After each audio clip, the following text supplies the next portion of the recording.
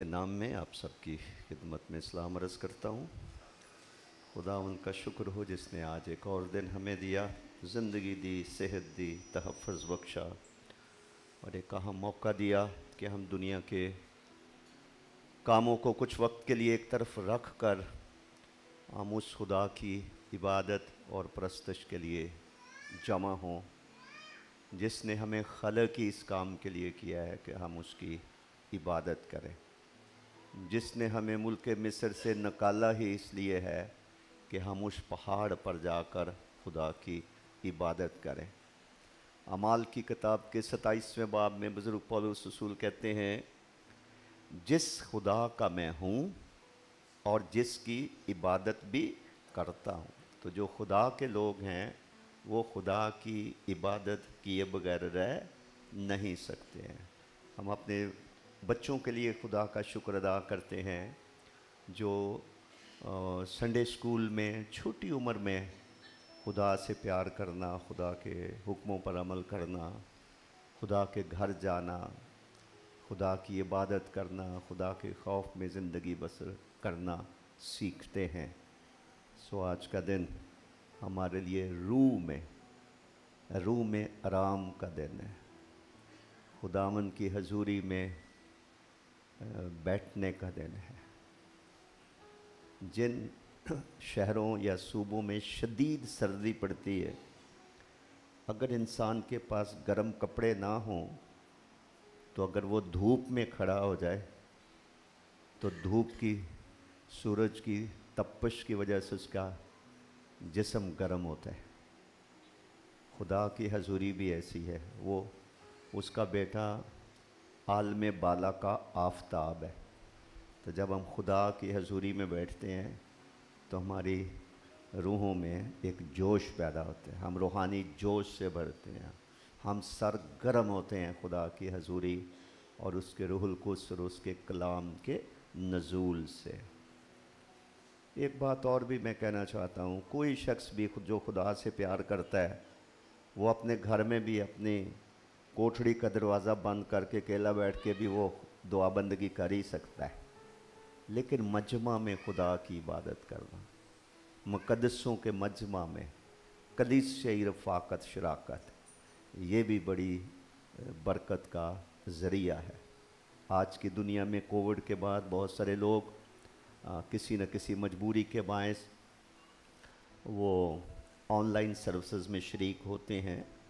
Church ना जाने की बजाय ऑनलाइन इबादत में शरीक होना भी बायस बरकत बनता है यकीनन, लेकिन उससे भी बेहतर है कि हम खुदा के घर में आएँ, जो दुआ का घर है, जो इबादत का घर है, जो खुदा के साथ मुलाकात का घर है, जहाँ हम एक फैमिली, एक ख़ानदान की हैसियत से, कलीसिया की हैसियत से हम खुदा के पास आते हैं, उसको सिजदा करते हैं, दुआएं करते हैं, इकरार करते हैं, उसकी भलाइयों को याद करते हैं और रोज़ की रोटी की तरह हम वो कलाम हासिल करते हैं जिसके बारे में लिखा है कि आदमी सिर्फ रोटी से ही जीता नहीं रहता बल्कि हर उस बात से जो खुदा के मुंह से निकलती है जीता रहता है।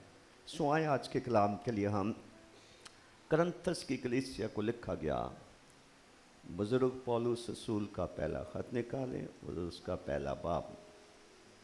करंथस की कलीसिया को लिखा गया बुज़ुर्ग पौलुस रसूल का पहला ख़त, उसका पहला बाब,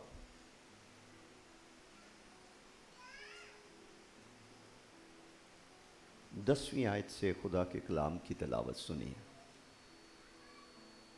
करंथस की कलीसिया को लिखा गया बुज़ुर्ग पौलुस रसूल का पहला ख़त पहला बाब, 10वीं आयत से यूँ मरकूम है, अब आए भाइयों, यस्सु मसीह जो हमारा खुदावंद है उसके नाम के वसीले से मैं तुमसे इल्तमास करता हूँ कि सब एक ही बात कहो और तुम में तफरके ना हो, बल्कि बहम यक दिल और यक राय होकर कामल बने रहो। क्योंकि आए भाइयों, तुम्हारी निस्बत मुझे खलवे के घर वालों से मालूम हुआ कि तुम में झगड़े हो रहे हैं, मेरा ये मतलब है कि तुम में से कोई तो अपने आप को पौलुस का कहता है, कोई अपलूस का, कोई कैफा का, कोई मसीह का। क्या मसीह बट गया? क्या पौलुस तुम्हारी खातिर मसलूब हुआ, या तुमने पौलुस के नाम पर बपतिस्मा लिया? खुदा का शुक्र करता हूँ कि क्रिस्पुस और गयूस के सिवा मैंने तुम में से किसी को बपतिस्मा नहीं दिया, ताकि कोई ये ना कहे कि तुमने मेरे नाम पर बपतिस्मा लिया। हाँ, स्तिफनास के ख़ानदान को भी मैंने बपतिस्मा दिया, बाकी नहीं जानता कि मैंने किसी और को बपतिस्मा दिया हो, क्योंकि मसीह ने मुझे बपतिस्मा देने को नहीं भेजा, बल्कि खुशखबरी सुनाने को, और वो भी कलाम की हिकमत से नहीं, ताकि मसीह की सलीब बेतासीर ना हो। क्योंकि सलीब का पैगाम हलाक होने वालों के नज़दीक तो बेवकूफ़ी है, मगर हम नजात पाने वालों के नज़दीक खुदा की कुदरत है। क्योंकि लिखा है कि मैं हकीमों की हिकमत को नेस्त और अक्लमंदों की अक्ल को रद्द करूँगा। कहाँ का हकीम, कहाँ का फ़कीह, कहाँ का इस जहान का बहस करने वाला? क्या खुदा ने दुनिया की हिकमत को बेवकूफ़ी नहीं ठहराया? इसलिए कि जब खुदा की हिकमत के मुताबिक दुनिया ने अपनी हिकमत से खुदा को ना जाना, तो खुदा को ये पसंद आया कि इस मनादी की बेवकूफ़ी के वसीले से ईमान लाने वालों को निजात दे। चुनाचे यहूदी निशान चाहते हैं, हर यूनानी हिकमत तलाश करते हैं, मगर हम उस मसीह मसलूब की मुनादी करते हैं जो यहूदियों के नज़दीक ठोकर और गैर कौमों के नज़दीक बेवकूफ़ी है, लेकिन जो बुलाए हुए हैं, यहूदी हों या यूनानी, उनके नज़दीक मसीह खुदा की कुदरत और खुदा की हिकमत है। क्योंकि खुदा की बेवकूफ़ी आदमियों की हिकमत से ज़्यादा हिकमत वाली है, और खुदा की कमज़ोरी आदमियों के ज़ोर से ज़्यादा ज़ोरावर है। आए भाइयों, अपने बुलाए जाने पर तो निगाह करो कि जिस्म के लिहाज से बहुत से हकीम, बहुत से इख्तियार रखने वाले, बहुत से अशराफ नहीं बुलाए गए, बल्कि खुदा ने दुनिया के बेवकूफ़ों को चुन लिया कि हकीमों को शर्मिंदा करे, और खुदा ने दुनिया के कमज़ोरों को चुन लिया कि ज़ोरावरों को शर्मिंदा करे, और खुदा ने दुनिया के कमीनों और हकीरों को, बल्कि बेवजूदों को चुन लिया कि मौजूदों को नेस्त करे, ताकि कोई बशर खुदा के सामने फ़ख्र ना करे। लेकिन तुम उसकी तरफ से मसीह यस्सु में हो, जो हमारे लिए खुदा की तरफ से हिकमत ठहरा, यानी रास्तबाजी और पाकीज़गी और मखलसी, ताकि जैसा लिखा है वैसा ही हो कि जो फ़ख्र करे वो खुदावंद पर फ़ख्र करे। खुदा के कलाम के पढ़े और सुने जाने पर उसकी बरकत हो।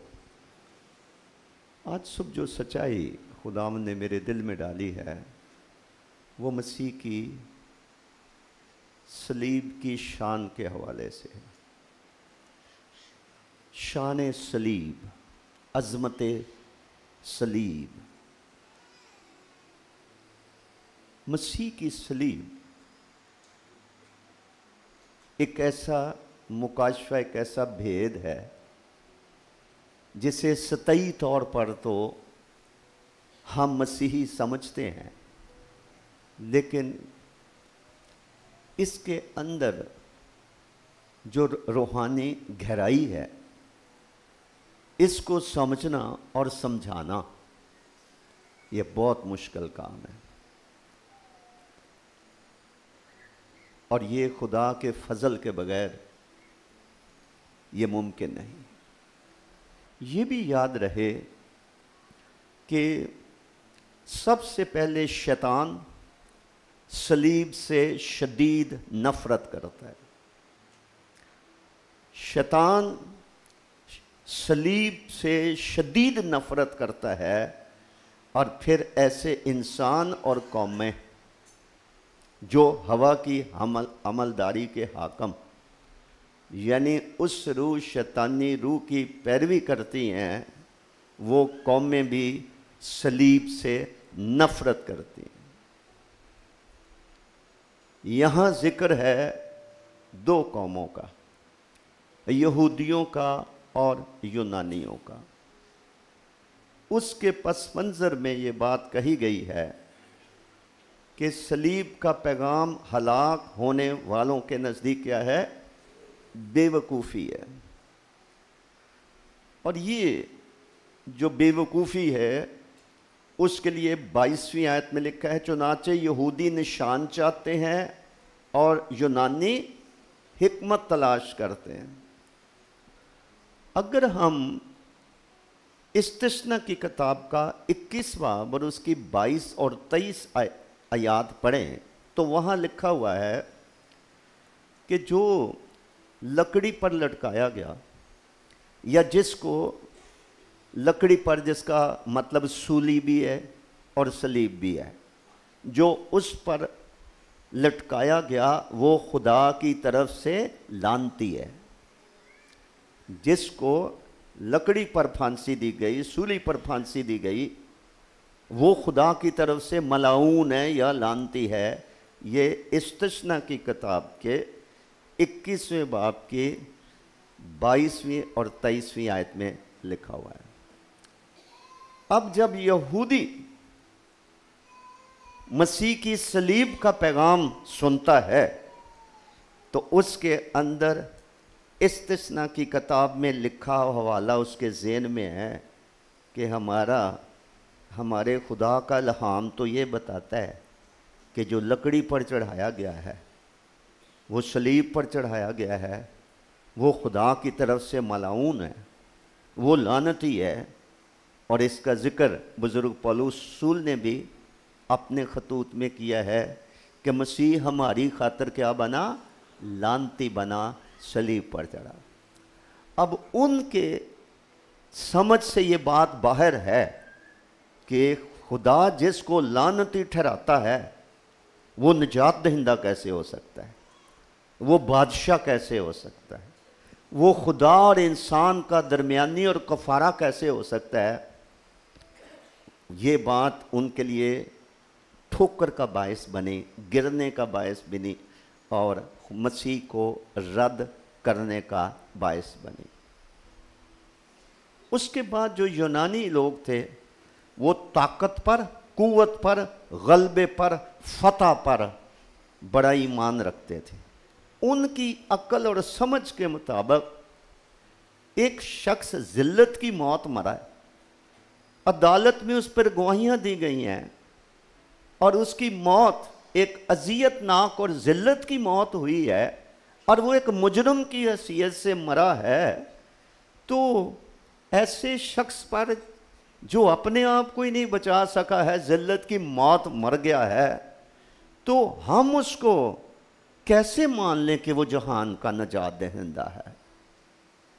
तो यहूदी जो निशान चाहते हैं उन्होंने भी मसीह की सलीब के मकाशफे को बदकिस्मती से ना समझा, इसलिए कि शैतान ने उनके ज़हन पर क्या डाल रखा था?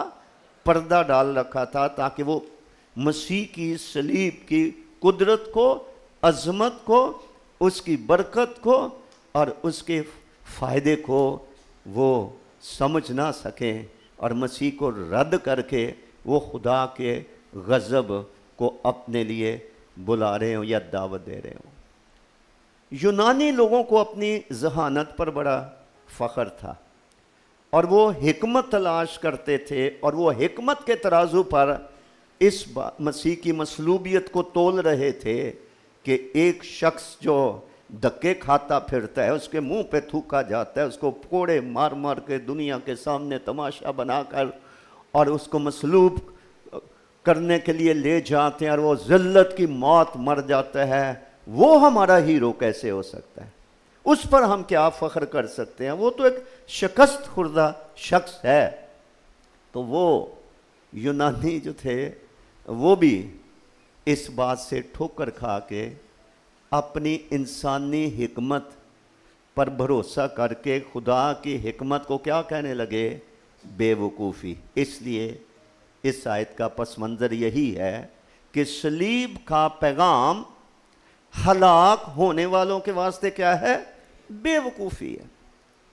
फिर यहूदियों के लिए समझना एक और एतबार से भी मुश्किल था कि अहद अतीक में मसीह मौऊद के जो वादे थे उनके मुताबिक वो एक बड़ी ताकतवर सियासी शख्सियत के ज़हूर का इंतज़ार कर रहे थे कि हमारा मसीहा आएगा, एक बड़ा ताकतवर बादशाह होगा, जंगजू होगा और हमें रूमी कौम की ग़ुलामी के जुए से आज़ाद करेगा।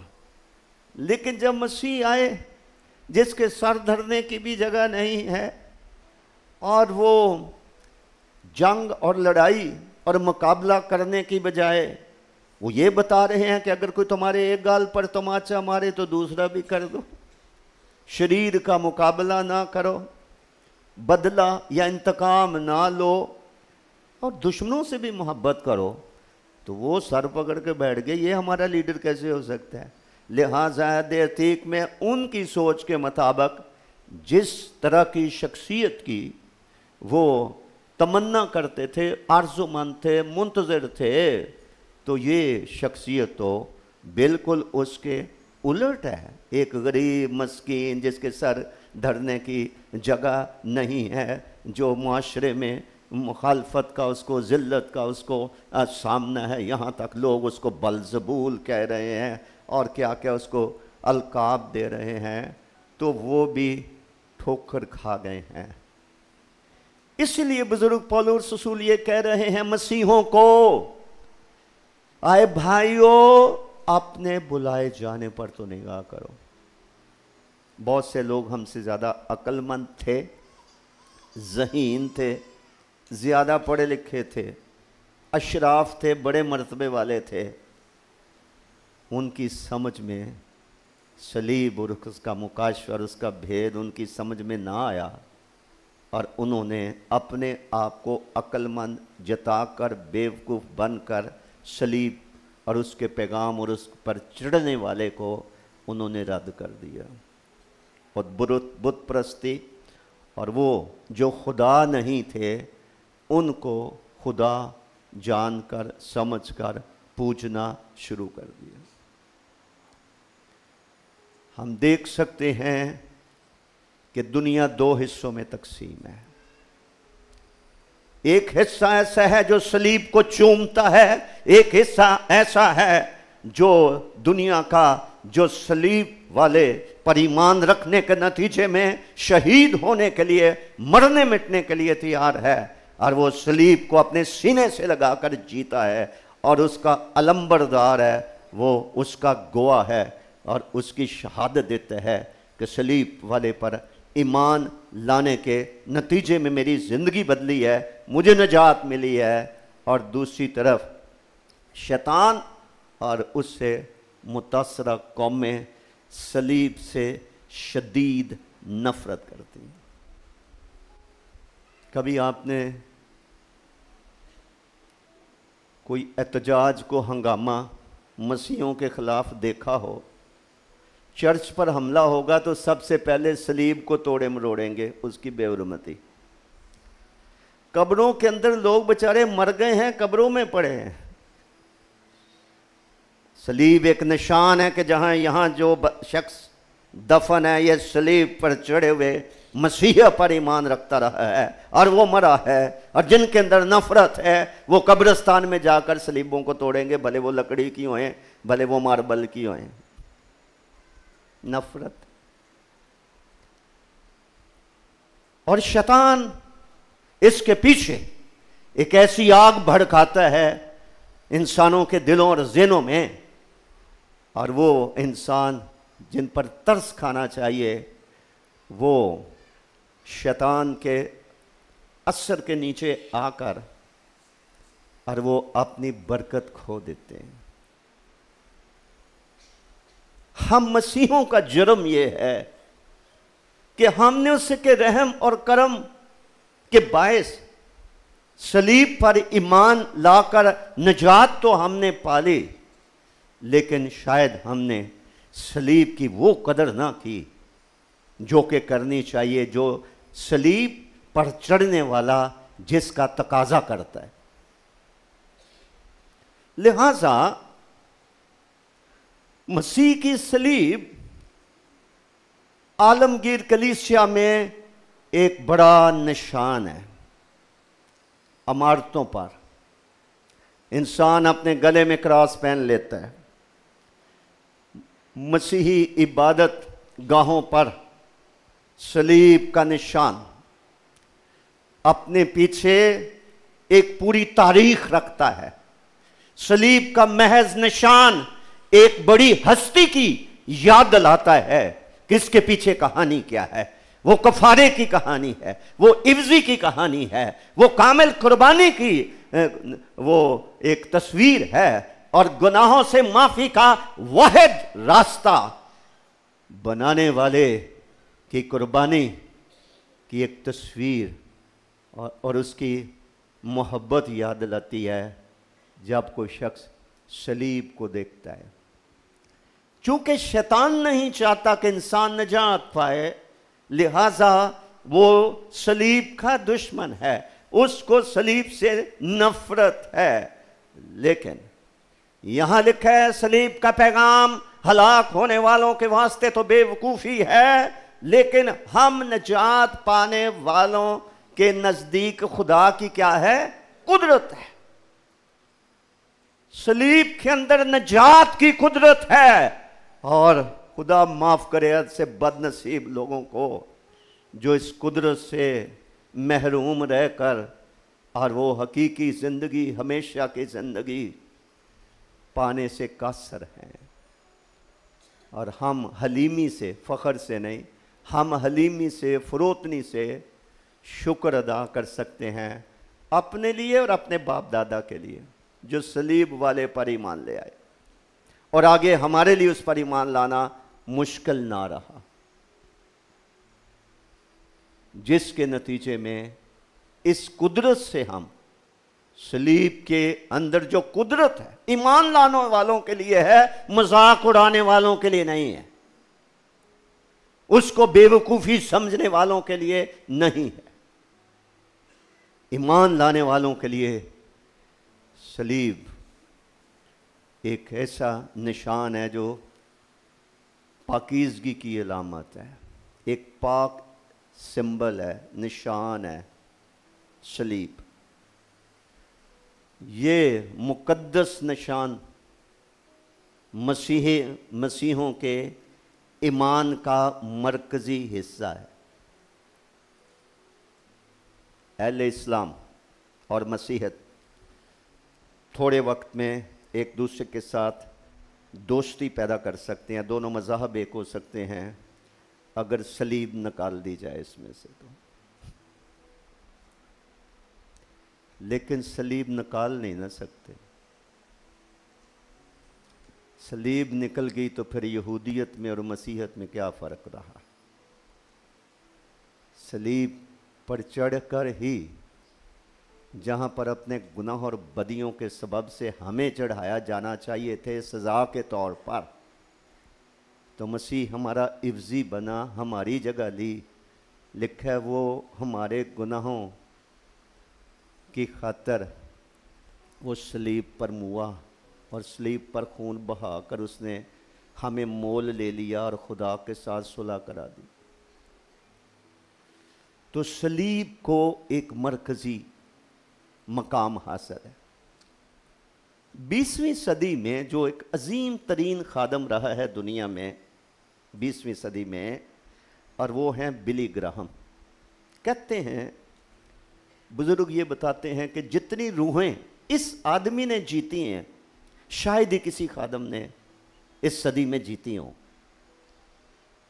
उनकी इबादत बड़े बड़े स्टेडियम्स के अंदर होती रही हैं, जहाँ हज़ारों नहीं, कहीं कहीं लाखों की तादाद में भी लोग बिली ग्राहम का वाज सुनने के लिए आते रहे, भले वो हिंदुस्तान हो, भले वो यूरोप हो, अमेरिका हो, बरतानिया हो, कहीं भी। इस बुज़ुर्ग खादम को बड़ा एजाज़ हासिल है कि सबसे ज़्यादा इस सदी में उसके वाज सुनकर लोग मसीह पर ईमान लाए। एक वाक़या उनकी खिदमत में ऐसा आया कि वो किसी स्टेडियम में बड़े मजमे के सामने कलाम सुना रहे थे। जब उन्होंने कलाम सुना लिया तो उन्होंने ऑल्टर कॉल की कि आज कौन कौन अपनी ज़िंदगी मसीह को देना चाहता है। तो कोई मुस्बत जवाब नहीं मिला, या शायद किसी ने हाथ खड़ा नहीं किया या थोड़े लोगों ने किया है। तो वो बड़े अपसेट हुए कि मैं जहाँ भी कलाम सुनाता हूँ तो लोग हज़ारों की तादाद में अपनी ज़िंदगियाँ खुदावंद को देते हैं, और गैर कौमें भी ये सब कुछ देखती हैं। तो आज कोई शख्स अपना आप खुदावंद को देने और उस पर ईमान लाने के लिए ही तैयार नहीं हुआ। वजह क्या हो सकती है? घर गए, दुआ की। वो बताते हैं कि जब उन्होंने खुदावंद के सामने ये बात रखी कि आज क्या हुआ, मेरी ज़िंदगी में कोई गुनाह था कि मेरा वाज मुअस्सर नहीं हुआ, लोगों ने बरकत नहीं पाई, लोगों ने अपनी ज़िंदगियाँ खुदावंद के सुपुर्द नहीं की, ये सवाल उसने खुदा के सामने रखा। वजह का क्या है? वो कहते हैं कि खुदा के रूह ने मुझे ये बताया कि आज तेरे वाज में सलीब का जिक्र नहीं था। वो कहते मैंने इससे एक सबक सीखा कि आज के बाद मैं किसी मौजू पे भी खुदा का कलाम सुनाऊं, जब तक मैं सलीब का जिक्र नहीं करूंगा उस वक्त तक मेरा वाज मुकम्मल नहीं होगा, क्योंकि सलीब में क्या है? कुदरत है। बदनसीब वो है जो सलीब से नफरत करता है, उसकी तौहीन करता है, उसका मजाक उड़ाता है। और हमारे लिए भी ज़रूरी है, अगर सलीब की इतनी ही अज़मत है तो हमें किस कदर इसका खोज लगाने की, इसके भेद को, इसकी बरक़ात को समझने की ज़रूरत है। इंसानी ज़िंदगी एक कश्ती की मानद है और दुनिया एक बहुत बड़ा समंदर है। और मसीही ज़िंदगी में हम मसीहत की कश्ती में तो हैं, लेकिन हमें अपनी रूहानी ज़िंदगी की कश्ती किनारे से हटाकर गहरे में ले जाने की ज़रूरत है। और मसीही उसमें नाकाम है। किसी दुनिया के चर्च की, दुनिया को छोड़ो, पाकिस्तान की बात कर, किसी पाकिस्तान के चर्च में आप चले जाएं, उनकी प्रेयर मीटिंग में चले जाएं, देखें कितने लोग प्रेयर मीटिंग अटेंड कर रहे हैं। क्योंकि कश्ती किनारे के साथ ही रखते हैं,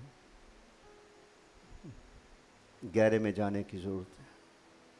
किसी चर्च की बाइबल स्टडी में आप चले जाओ, जाके देखें कितने लोग खुदा के कलाम के मुकाशे को समझने के लिए अपना वक्त देते हैं और खुदा का कलाम सीखने के लिए आते हैं। खादम हो या आम मसीही, कितने लोग हैं जो कोई बाइबल की तफसीरें पढ़ते हैं, कोई किताबें पढ़ते हैं किसी भी मसीही मौजू के ताल्लुक से,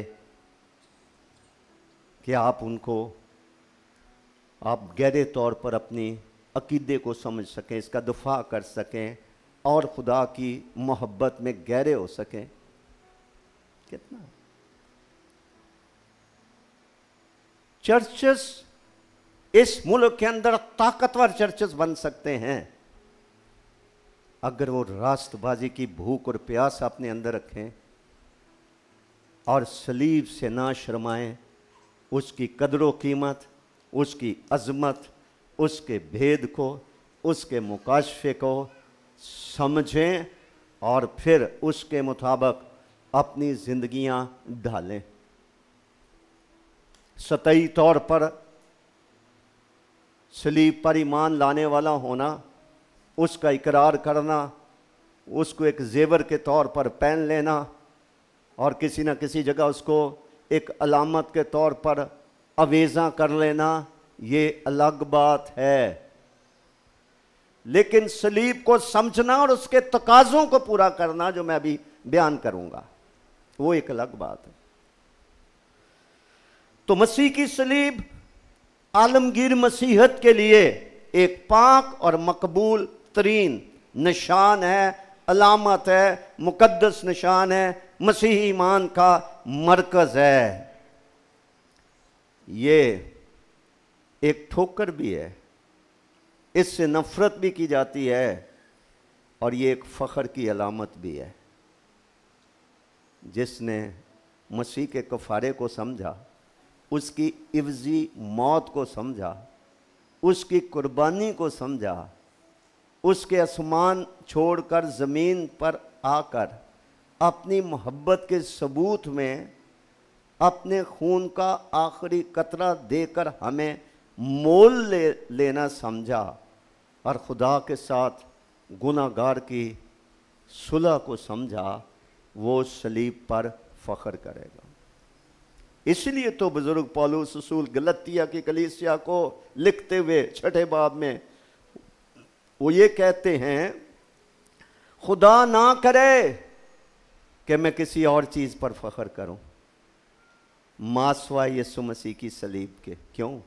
वो भी यहूदी बैकग्राउंड से था, उसको समझ आ गई सलीब की, सलीब पर चढ़ने वाली हस्ती की, सलीब पर चढ़ने की वजूहात की, सलीब पर चढ़कर जो फतूहात हासिल की उसकी समझ आ गई, उसकी बरक़ात की समझ आ गई। तो इसलिए उसने करंथस की कलीसिया को भी ये लिखा, जो आखिरी आयत हमने पहले बाब में पढ़ी है, जो कोई फ़ख्र करे, किस बात पर फ़ख्र करे? खुदावन पर फ़ख्र करे। खुदावन पर फ़ख्र करने से मुराद है उसके सलीब पर चढ़ने के लिए फ़ख्र करे, कि उसने अपनी मोहब्बत को सलीब पर अपनी जान कुर्बान करके ज़ाहिर किया है, साबित किया है।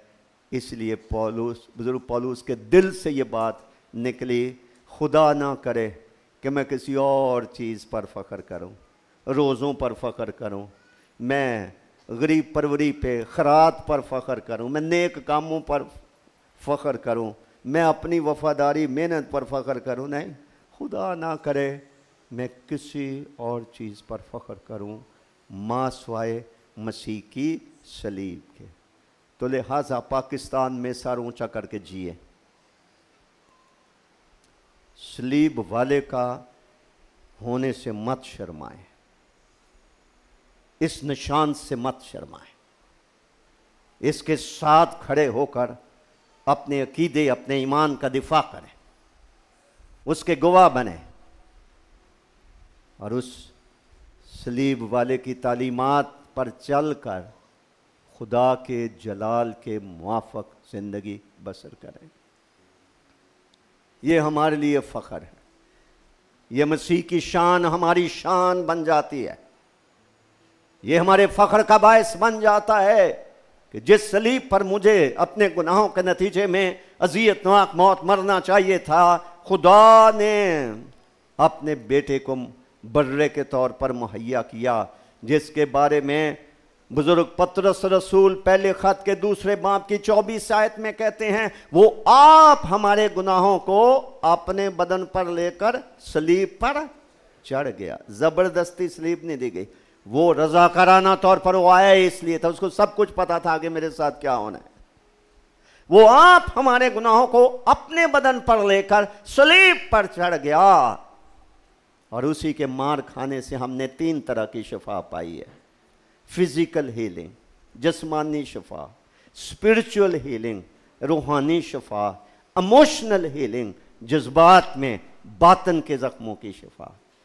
वो सलीब पर चढ़ गया जहाँ हर गुनाहगार को चढ़ने की ज़रूरत थी, ये उसका मकाम था।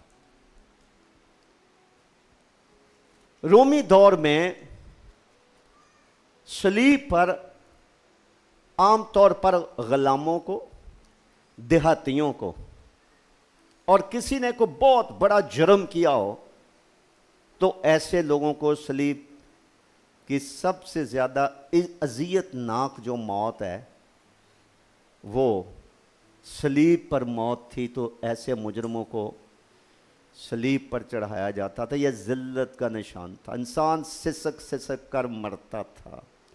सलीब के पीछे जो सोच थी वो यही थी कि जल्दी से मर के तो इसकी ज़िंदगी ख़त्म ना हो जाए, बल्कि दर्द बढ़ता जाए, जब अपनी अरूज को पहुंच जाए तो फिर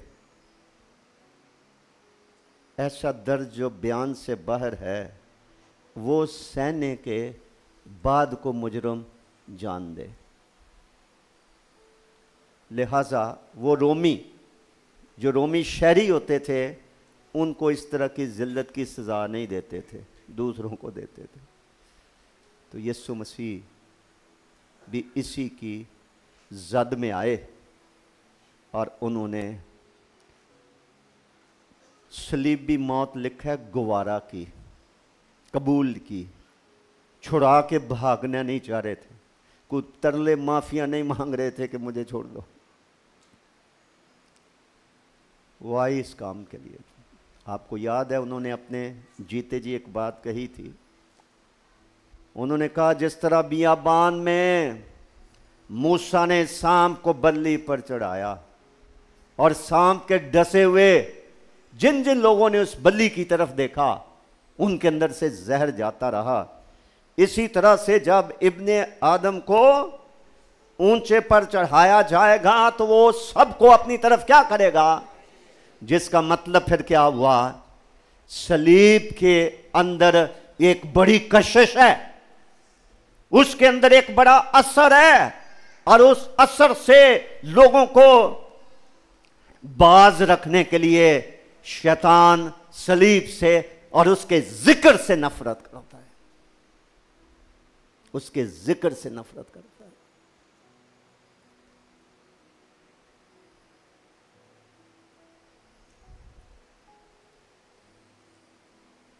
बुजुर्ग पौलुस रसूल ये कहते हैं कि हम मसीह मसलूब की मुनादी करते हैं जो यहूदियों के नज़दीक ठोकर और गैर कौमों के लिए बेवकूफ़ी है। फिर हमने पढ़ा कि सलीब का पैगाम हलाक होने वालों के लिए। इस आयत के मुताबिक सलीब अपने अंदर क्या रखती है, एक पैगाम रखती है। वही पैगाम मसीही खुशखबरी है, वही एवेंजलिज्म है, वही बिशारत है। मसीह हमारे किताब मुकद्दस के मुताबिक मसीह हमारे गुनाहों की खातिर मुआ, सलीब पर मुआ, फिर दफन हुआ, फिर वो अपने कहने के मुताबिक तीसरे दिन मुर्दों में से जी उठा। ये मसीही खुशखबरी है। जो उस पर ईमान लाएगा वो हमेशा की जिंदगी पाएगा। तो सलीब के अंदर एक पैगाम है। सलीब के अंदर मसीह को लटकाया हुआ ना भी दिखाया जाए, सादा इसी तरह की सलीब हो, इसके पीछे छुपा हुआ एक बड़ा पैगाम है कि इसके ऊपर एक हस्ती कुर्बान हुई है, पाक हस्ती, खुदा में से खुदा, उसका बेटा, उसका कलमा मुजस्सम होकर सलीब पर मुआ है और उसने मज़बा पर गुनाहगार इंसानों की जानों के लिए कफारा दिया है और उनके गुनाहों की माफी के लिए ऐलान कर दिया है कि अगर मेरी सलीब को पहन लो, इसको उठा लो, तो तुम्हारी जानें आराम पाएंगी। तो क्रिश्चियन लाइफ का आगाज कहां से फिर हुआ? एक तरफ मसीह की सलीब पर ईमान लाना और फिर कभी कभार नहीं, फिर हर रोज अपनी सलीब उठाना, उठा के खड़े नहीं रहना, फिर पैरवी करना है। अगर कोई मेरे पीछे आना चाहे, अपनी खुदी से इनकार करे, हर रोज अपनी सलीब उठाए और मेरे पीछे हो। शायद आपको मेरी बात अच्छी ना लगे, लेकिन मैं कहूँगा, आज दुनिया के चर्चेस भरे हुए होंगे कहीं इबादत के लिए, लेकिन अक्सरियत ऐसी होगी जिनके कंधों पर सलीब नहीं होगी, वो वैसे ही सात जुलूस की सूरत में जा रहे होंगे, चंदे भी वो देंगे, गीत गाएंगे भी, गाएंगे भी। लेकिन जो बुजुर्ग पौलुस ने बात कही थी, मैं मसीह के साथ, क्या लफ्ज लिखा है, मैं मसीह के साथ मसलूब हुआ हूं, अब मैं जिंदा ना रहा बल्कि मसीह मुझ में जिंदा है। एक तो मसलूबियत की कमी है कि खुद ही जो है वो हमारे अंदर से सर उठाती है, अनार गरूर हमारे अंदर से सर उठाता है। खुदी की मौत मरना और मसीह के साथ मसलूब होना, यही तो अपनी जिंदगी की रूहानी कश्ती को किनारे से हटाकर गहरे में लेकर जाना है कि हम उसकी मौत को समझें, हम उसके दुखों को समझें, हम उसके मुर्दों में से जी उठने की कुदरत को समझें। सतई दुआ नमाज करके चले जाना, ये हमारी रूहानी तरक्की का बायस नहीं बन सकता है। बुजुर्ग पौलुस रसूल इस बात की निशानदही करते हैं कि बतेरे ऐसे हैं जो अपने चाल चलन से मसीह की सलीब के क्या हैं, पढ़ा कभी? बतेरे ऐसे हैं जिनका जिक्र मैं रो रो कर तुम्हारे सामने करता हूं, वो अपने चाल चलन से मसीह की सलीब के दुश्मन हैं। उसका मतलब क्या हुआ? इसका मतलब हर वो क्रिश्चियन जो सलीब का इकरार तो करता है, नाम तो लेता है, पहनता भी है, अपने आप को मसीही भी कहलाता है, लेकिन सलीब वाले की तालीमात के मुताबिक चलता हुआ दिखाई नहीं देता, वो सलीब का दुश्मन है। मैं नहीं कहता, रसूल आजम कहता है। बतेरे ऐसे हैं जो अपने चाल चलन से मसीह की सलीब के दुश्मन है। इसका मतलब है सलीब पे चढ़ने वाला इस बात का तकाजा करता है कि हमारा चाल चलन सलीब पर चढ़ने वाली हस्ती के मुआफिक हो। शागिर्द के लिए यही काफी है, अपने उस्ताद की मानद बने, उसके लिए काफी है, जिसके बारे में कहा दुनिया का नूर मैं हूं, अगर कोई मेरी पैरवी करेगा अंधेरे में नहीं चलेगा। फिर वो सलीब उठाकर चलता हुआ दिखाई देगा। तो सलीब का एक पैगाम है जो हमारी मनादी है, जिसको अपनी नजरों के सामने बुजुर्ग खादम पौलुस रसूल ने रखा। हम मसीह मसलूब की मुनादी करते हैं। सलीब अपने अंदर एक पैगाम रखती है। आप में से अगर कोई पेशावर गया हो, पेशावर में एक बड़ा तारीखी चर्च है, मेरा ख्याल है अब उसको कम से कम को 150 साल तो हो गया होगा, पेशावर में ऑल सेंट्स चर्च, जिसमें एक दफ़ा बम ब्लास्ट हुआ था कई साल पहले को, 50 से 70 लोग जो थे वो मरे थे। उस वाक़या के कुछ अरसे के बाद मैं गया उसको देखने के लिए। मैंने उसकी थोड़ी सी हिस्ट्री पढ़ी है। बिल्डिंग की जो डिज़ाइन है वो क्रॉस की मानद है, ऊपर मस्जिद के गुंबद की तरह गुंबद है। जब ये चर्च बन गया तो गैर मसीहों को तो यही पता था कि ये चर्च बन रहा है, लेकिन जैसे जैसे बिल्डिंग ऊपर आई वो मस्जिद नुमा थी, ऊपर गुंबद था।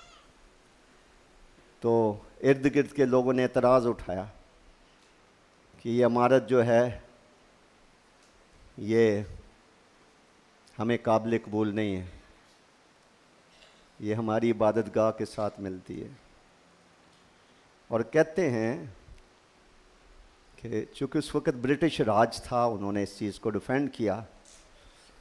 उसके बाद उन्होंने सोचा इसके ऊपर हम क्रॉस लगाएंगे। जो आदमी क्रॉस लगाने के लिए चढ़ता था उसी पर पठान फायर करते थे कि क्लास इस पे क्रॉस नहीं लगने देनी। यके बाद दीगर मुख्तलिफ लोग जाते रहे, शहीद हुए, गोलियां चली उनके ऊपर सिर्फ क्रॉस लगाने।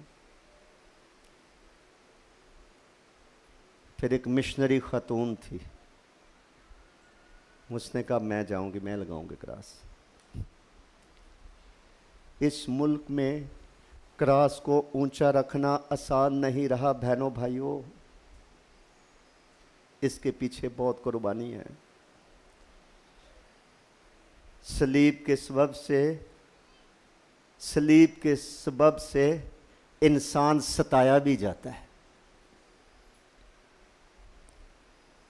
पौलुस कहते हैं कि बहुत सारे उस्ताद हैं जो खतने की मुनादी करते हैं कि खतना होना चाहिए, सलीब का जिक्र गोल कर जाते हैं, वो नहीं करते ताकि सलीब के सबब से सताए ना जाएं। कहीं कहीं सलीब ही के सबब से हमारे ऊपर आफत आ जाएगी, अज़ार आसानी का सामना करना पड़ेगा, तअस्सुब का सामना करना पड़ेगा, नफ़रत, रद्द किया जाना, रिजेक्शन का सामना करना पड़ेगा, सिर्फ कि आप सलीब के मानने वाले हैं।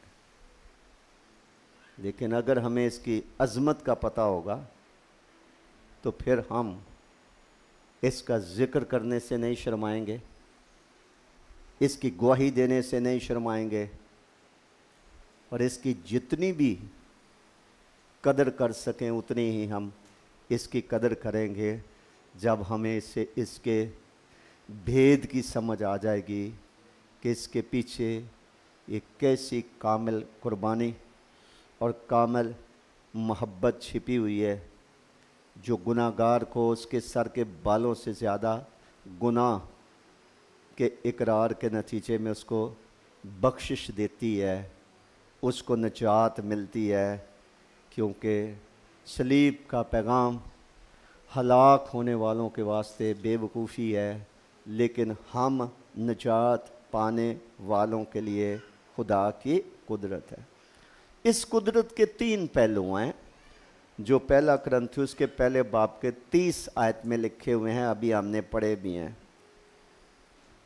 इस कुदरत के 3 पहलू हैं, एक है मखलसी, एक है रास्तबाजी और एक है पाकीज़गी। पहला कुरिन्थियों की कलीसिया को लिखा गया ख़त, उसका पहला बाब और उसकी 30 आयत में आप खुद भी पढ़ सकते हैं कि सलीब की जो कुदरत है उसमें मखलसी देने की ताकत है। किस चीज़ से? गुनाह से। जो कोई गुनाह करता है वो गुनाह का गुलाम है। अगर बेटा तुम्हें आज़ाद करेगा तो तुम फिल हकीकत क्या हो जाओगे? आज़ाद हो जाओगे। तो सलीब के अंदर कुदरत है, उसके पैगाम में कुदरत है, उसकी तरफ देखने से गुनाह का जहर इंसान के अंदर से निकलता है और वो नया मखलूक बनता है। उसको छुटकारा मखलसी या जिसको कहते हैं निजात मिलती है। जब उसको निजात मिल जाती है तो फिर वो खुदा की नज़र में गुनाहगार नहीं रहता, वो मसीह के खून से धुलकर एक रास्तबाज शख्स की तरह खुदा के सामने पेश कर दिया जाता है कि मैंने इसके लिए कफ़ारा दिया, इसने तौबा कर ली, मेरे कफ़ारे पर ईमान ले आया, मैंने इसको अपने खून से धो दिया है।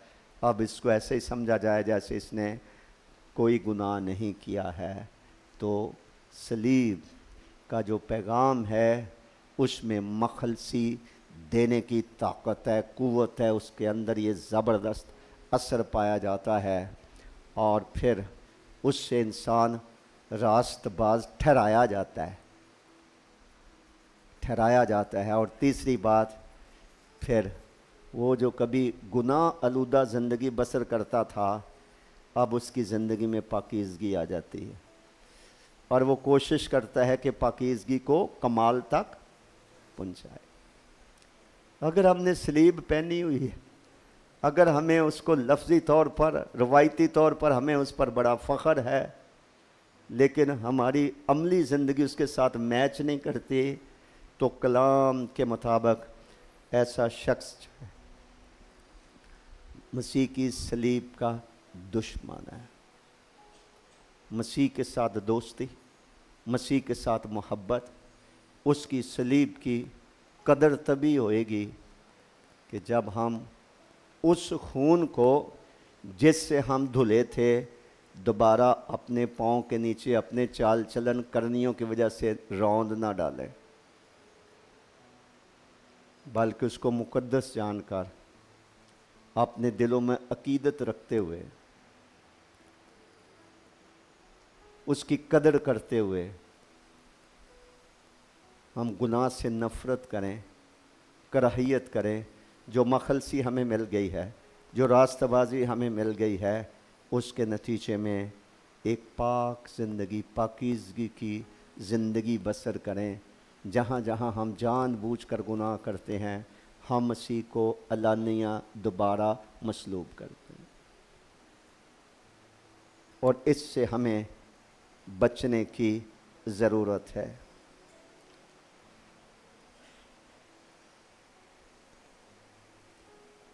फिर सलीब का एक और भी तकाज़ा है जिसका हम सबों को बड़ा सामना करना पड़ता है।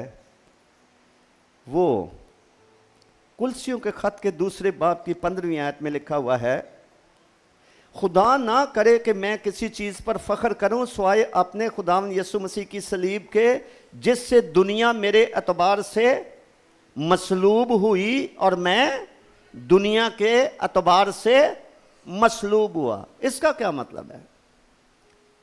सलीब पर खोखला फख्र करने की बजाय बुजुर्ग पौलुस कहते हैं कि सलीब पर ईमान लाने के सबब से दुनिया की ख्वाहिशात, उसके असरात, उसकी पुरकशिश चीजें, वो अब मुझे अपनी तरफ खींच नहीं सकती। दुनिया मेरे एतबार से मसलूब हुई, मैं दुनिया के एतबार से मसलूब हुआ। और फिर यही बात उसने गलत फिलिप्पी की कलीसिया को खत लिखते हुए उसने कही। उसने कहा जितनी चीज़ें मेरे नफ़े की थीं, मैं मसीह की पहचान के सबब से उनको नुकसानदेह समझता हूँ और उनको कूड़ा करकट समझता हूँ, ताकि मसीह को हासिल करूं और उसमें पाया जाऊं। इसका मतलब यह है कि जो शख्स ये कह सकता है कि मैं मसीह के साथ मसलूब हुआ हूं, जो शख्स इस बात पर ईमान रखता और इकरार करता गवाही देता है कि मैं मसीह मसलूब पर ईमान रखता हूं, उसके अंदर अगर दुनिया की चीज़ों का अभी भी प्यार है और वो उन्हीं के पीछे भागता है और उनसे मुतासर होता है, जिसको हम दुनियादारी भी कह सकते हैं, तो वो सलीब को नहीं समझता। जितने मसीह यस्सु के हैं, उन्होंने अपने जिस्म की रगबतों और ख्वाहिशात समेत अपने आप को सलीब पर क्या कर दिया। यानी जो शख्स मसीह की सलीब को समझता है, वो हर तरह की ख्वाहिश को कुर्बान कर देगा, हर तरह की कुर्बानी देने के लिए तैयार होगा। हर तरह का नफ़ा जो रूहानी ज़िंदगी और रूहानी तरक्की में रुकावट और नुकसानदेह है, वो उससे दस्तबरदार हो जाएगा और वो उसको इतना कमतर समझेगा कि बुज़ुर्ग पौलुस रसूल के अल्फाज इस्तेमाल कर लिए जाएं तो वो कूड़े और करकट की मुशाबत है।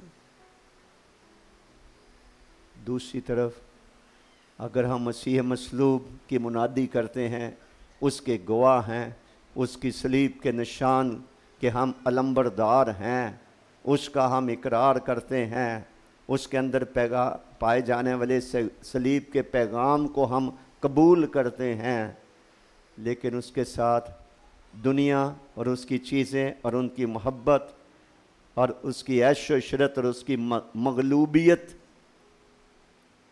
हमारे अंदर है, और हम उनसे मुतासर होकर खुदा के कलाम से हटकर ज़िंदगी बसर करते हैं, तो फिर अभी सलीब का मुकाशफा हमें नहीं मिला है, इसकी अज़मत को हम नहीं पहचानते।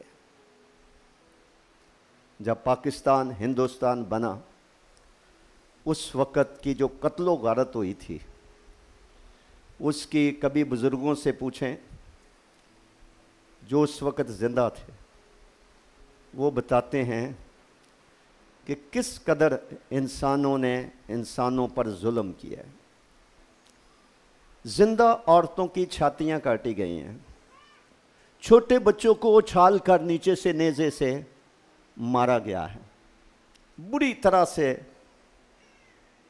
एक कौम दूसरी कौम, एक मज़हब से ताल्लुक़ रखने वाले दूसरे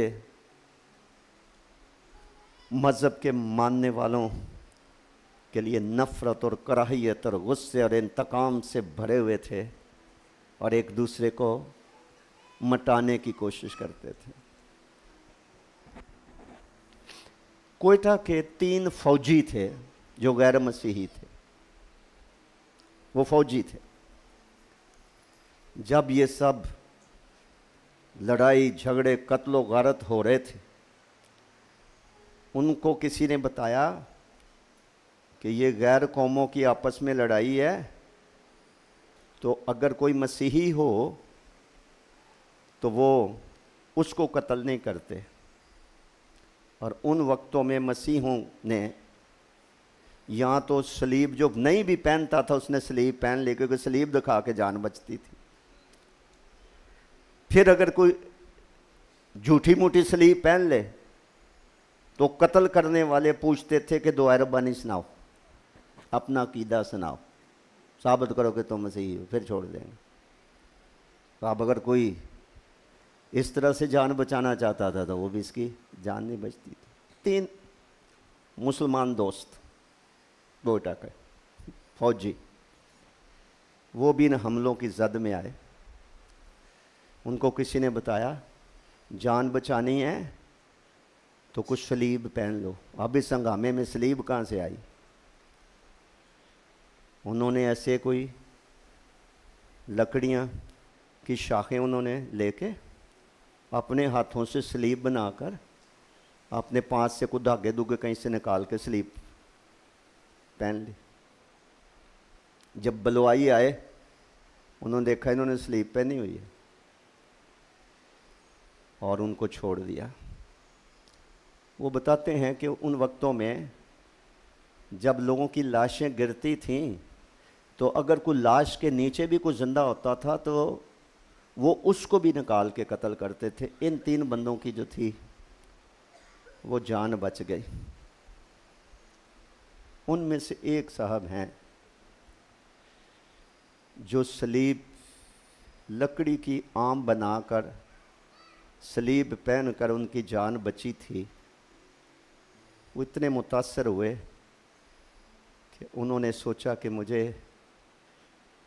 इस सलीब पहनने से मेरी ज़िंदगी बच गई है, मैं इस सलीब वाले का क्यों ना हो जाऊं। 1 साल बहस मुबासा करके कोयटा में बपतिस्मा लिया।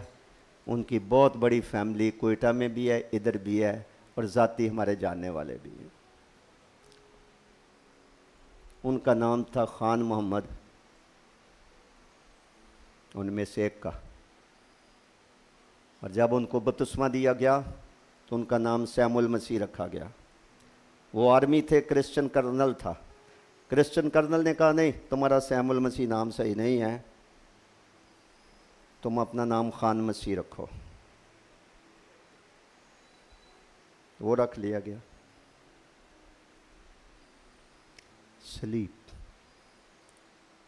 के अंदर पैगाम भी है, कुदरत भी है, बरकत भी है, रास्तबाजी भी है, खुदा के साथ मेल मिलाप और सुलह भी है, खुदा के हजूर कबूलियत भी है।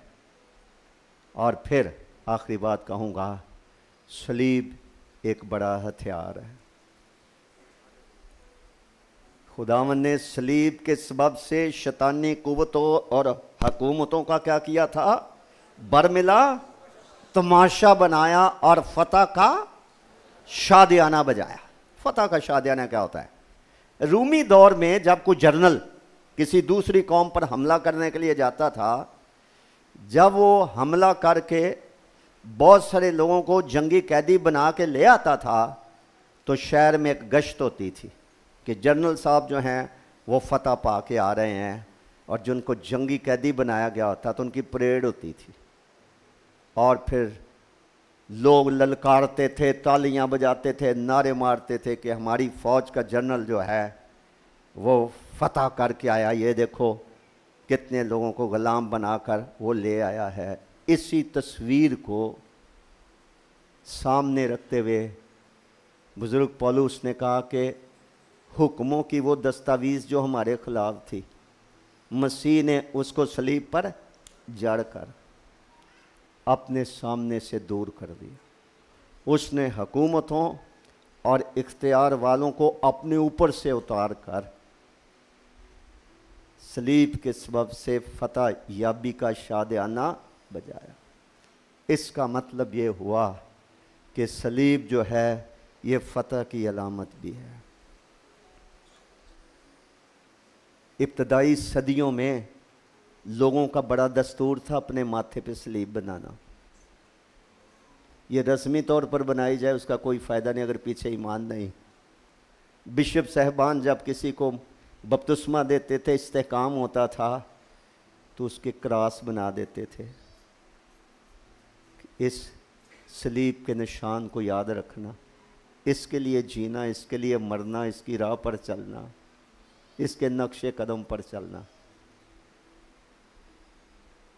आज कलीसियाओं में सलीब की मुनादी कम है। खुदा का शुक्र हो जहाँ जितने भी हमारे पास बुज़ुर्ग शौरा हैं जिन्होंने सलीब पर गीत लिखे हैं, आज चर्चेस में गाए जाते हैं, हमें याद दिलाया जाता है ये मसीह की तारीफ़, तमजीद, बर्रे की तारीफ़ और तमजीद करने का एक बहुत बड़ा ज़रिया है।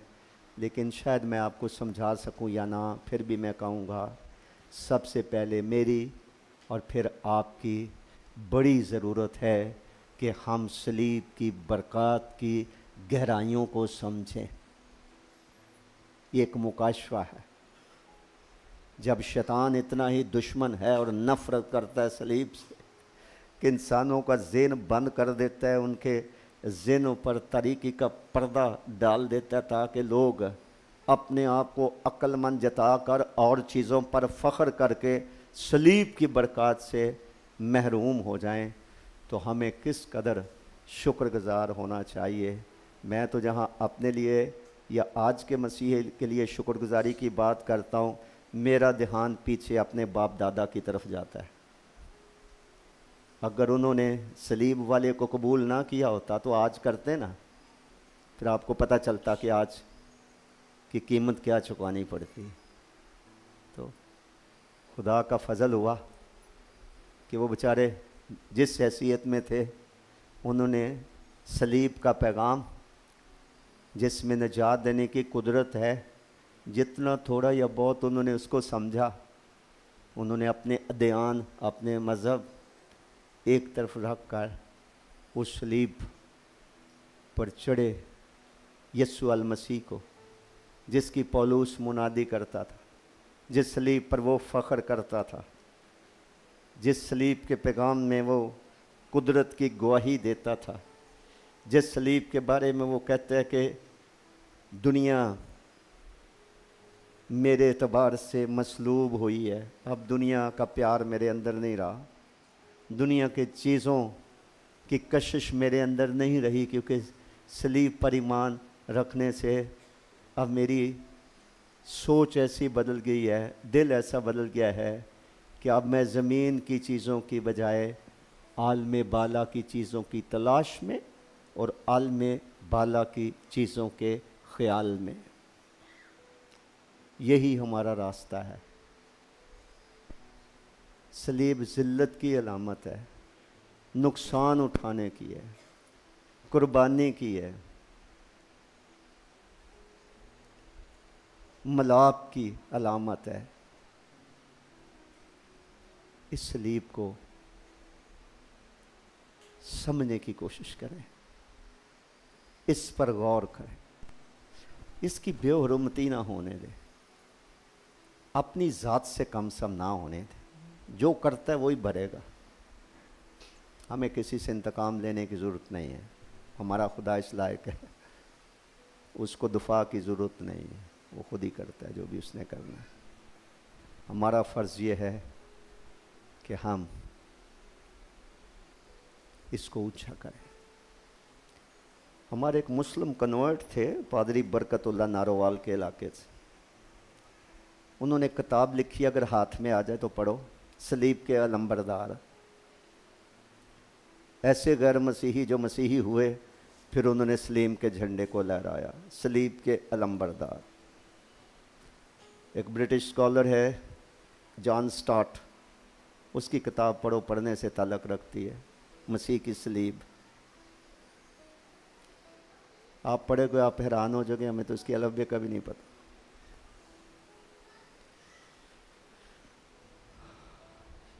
इब्लीस सलीब के खिलाफ नफ़रत फैलाता है, नफ़रत करता है।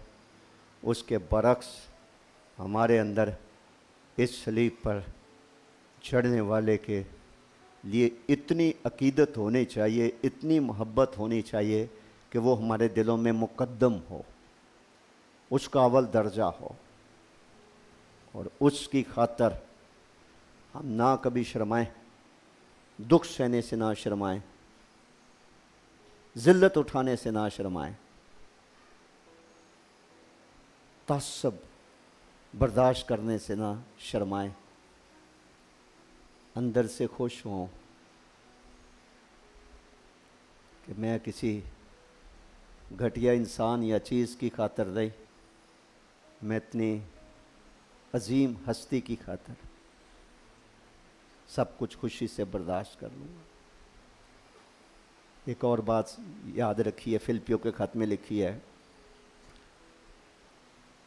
कि मसीह ने खुदा के बराबर होने को कब्ज़ा में रखने वाली चीज़ ना समझी, बल्कि अपने आप को खाली कर दिया, अपने आप को पस्त कर दिया, इस कदर पस्त कर दिया कि मौत, बल्कि सलीबी मौत, आगे क्या लिखा है, गवारा की। उससे आगे क्या लिखा है,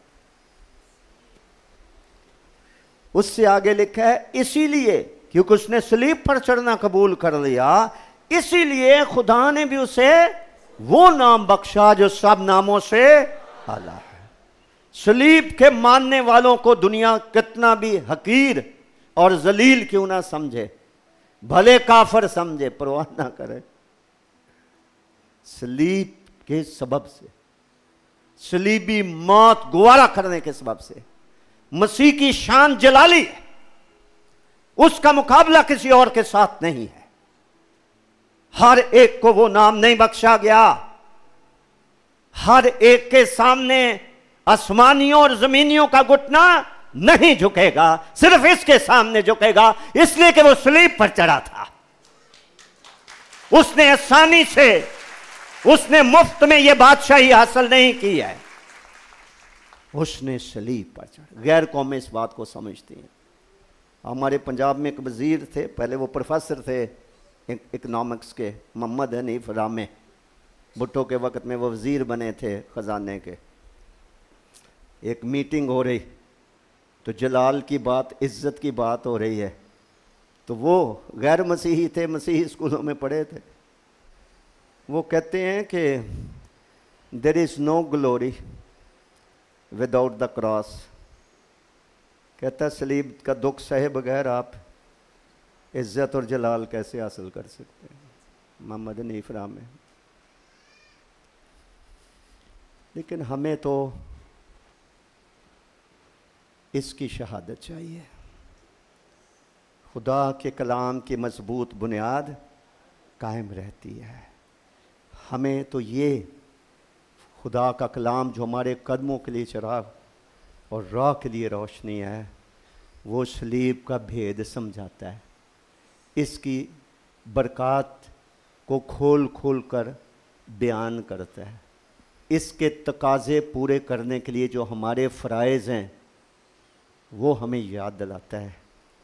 तो लिहाजा सलीब हमारी खिदमत का, हमारी मसीही ज़िंदगी का, हमारी कलीसियाई ज़िंदगी का, हमारी फैमिली और मैरिज लाइफ का सलीब एक मरकज़ी हिस्सा है। ये एक ऐसा सतून है, इसको हटाएंगे सारी इमारत गिरेगी।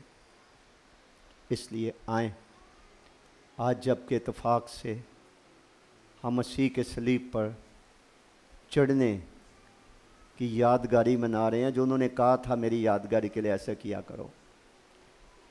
छोड़ दे हर उस बात को जो पाखरू को रंजीदा करती है।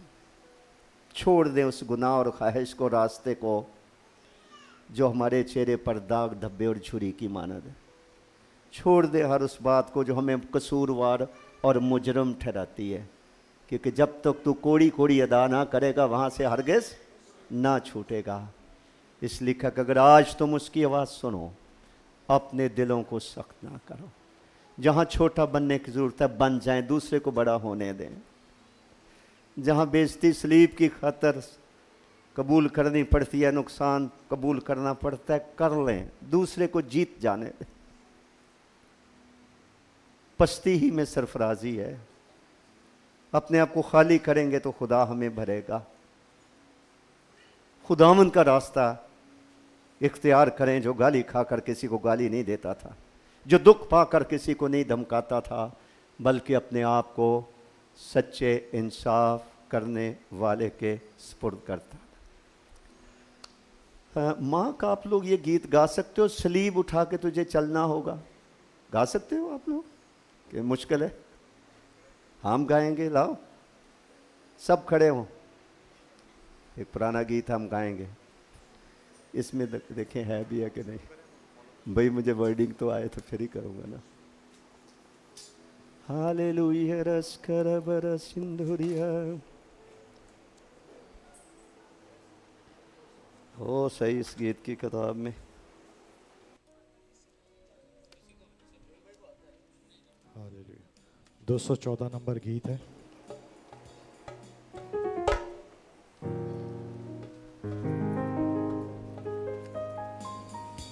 हालेलुया रस खबर जिधर जम्बीर। आती है ना? क्यों भी नहीं बजा सकते तो हमें गाने दो भाई। हाँ, उठा के तुझे चलना होगा, सलीब उठा के तुझे चलना होगा। आज प्रभु को दिल देना होगा, आज प्रभु को दिल देना होगा।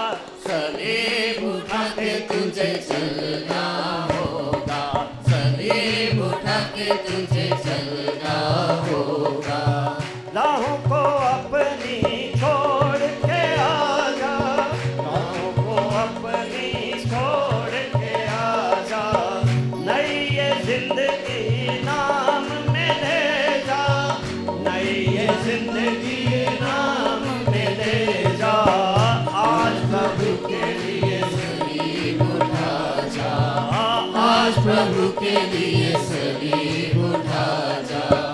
आज प्रभु को दिल देना होगा, आज प्रभु को दिल देना होगा।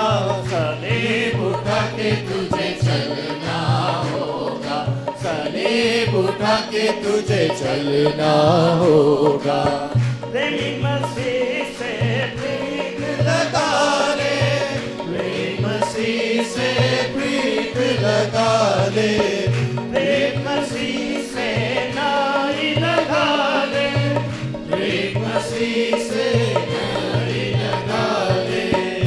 आज प्रभु की जोत तार लगा दे, आज प्रभु की जोत तार लगा दे।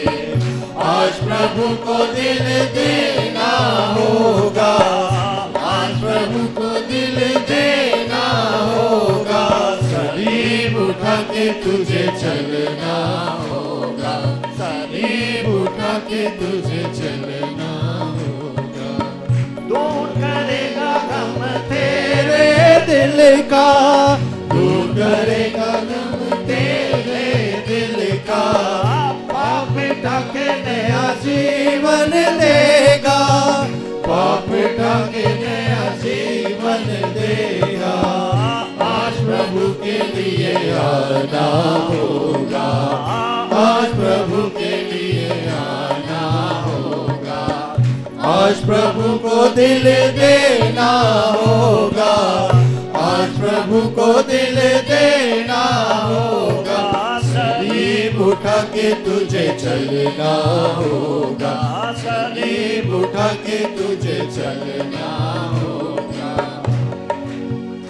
आए हम दुआ करें, सब दुआ करें, शुक्र करें कि हम जो गुनाह और अबलीस के ढसे हुए थे, सलीब पर देखने के सबब से, ईमान से देखने के सबब से, कफारे पर ईमान रखने के सबब से हमारे अंदर से गुनाह का जहर जाता रहा है और हमें नई जिंदगी मिल गई है, नया जीवन मिल गया, नया दिल, नई सोच, नई अकल मिल गई है और खुदा ने अपनी रूह हमारे दिलों में बसा दी है ताकि हम रास्तबाजी की ज़िंदगी बसर करें। हम साबित करें कि हम मखलसी शुदा नजात याफ्ता लोग हैं, हम पाकीज़गी को कमाल तक पहुँचाएँ। आए जैसे हमने गाया, राहों को अपनी छोड़ के आ जा, जो हमारी राहें हैं जो कलाम से मुतसादिम हैं उनको छोड़कर हम खुदा की राहों पर चलें, हम खुदा के साथ चलें, हम मसीह के पैरोकार, हकीकी शागिर्द और हकीकी पैरोकार बन जाएं। हमारे जिंदा आसमानी बाप, हम बेहद शुक्रगुजार हैं, हम सलीब के अलंबरदार हैं। जब तक हमारी जिंदगी है हम रहेंगे। हमें हिम्मत दे, हमें ताकत दे और वो गुनाह जो हमें आसानी से उलझा लेता है उसे दूर करके इस दौड़ में सब्र से दौड़ने में हमारी मदद कर। हम में से कोई सलीब से ना शर्माया है खुदा। दुनिया हमारे एतबार से मसलूब हो जाए, हम दुनिया के एतबार से मसलूब हो जाएं, आलम बाला की चीज़ों के ख्याल और तलाश में रहें। हर उस गुनाह को, गलती को, खता को आज सुबह बख्श दे आए खुदा। सलीब पर चढ़ने वाले यीशु मसीह की कुर्बानी और कफारे के बायस हमें बख्श दे खुदावन, हमें धो दे खुदावन, हमें माफ़ कर दे, पाक कर दे, नया कर दे खुदावन और सरे नो जोर दे। हमें तौफीक दे कि हम कभी भी सलीब की बेकदरी ना करें, बल्कि वो हमारे दिलों में बसी रहे। हमें मसीह के साथ मसलूब होने की तौफीक, हम कह सके कि अब मैं जिंदा ना रहा बल्कि मसीह मुझ में जिंदा है और अब जो जिंदगी में गुजारता हूँ मसीह पर ईमान लाने से गुजारता। हमारी मदद कर। आज हम इस रोटी को शुक्रगुजारी से तोड़ते हैं। इस पर तेरी बरकत चाहते। सलीबी राह पर मसीह के तोड़े गए बदन को याद करते। सिर्फ वक्ती तौर पर नहीं, अपनी अमली जिंदगी में हम उसके दुखों को याद रखना चाहते, उस लानती मौत को याद रखना चाहते। इस रोटी को जो तेरे बेटे के गोश्त के मुशाबे है, आज हमारे लिए बरकत का बायस बना, ताकि हमारे अंदर हमेशा की जिंदगी कायम रहे। इस अंगूर के शीरे को बरकत का बायस बना, बरकत का प्याला बना। उस यादगारी में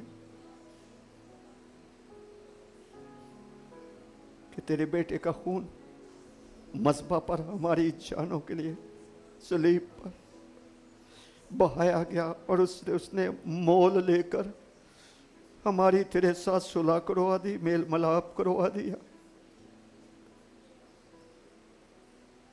हम में से हर एक को अपने दिलों को साफ करके ईमान से, संजीदगी से, चाहत से, खुशी से अपने बेटे की मौत को याद करने का बड़ा फजल अनायत फरमा। तेरी हजूरी का बादल ना सिर्फ इस इमारत में छाया रहे बल्कि हमारे दिलों दिमागों को भी मामूर कर, भरपूर कर। तेरा शुक्र, तू मेहरबान खुदा। आज हमें अपने घर से बरकत दे के रुखसत कर, यीशु मसीह के नाम में, आमीन। तशरीफ़ रखिए।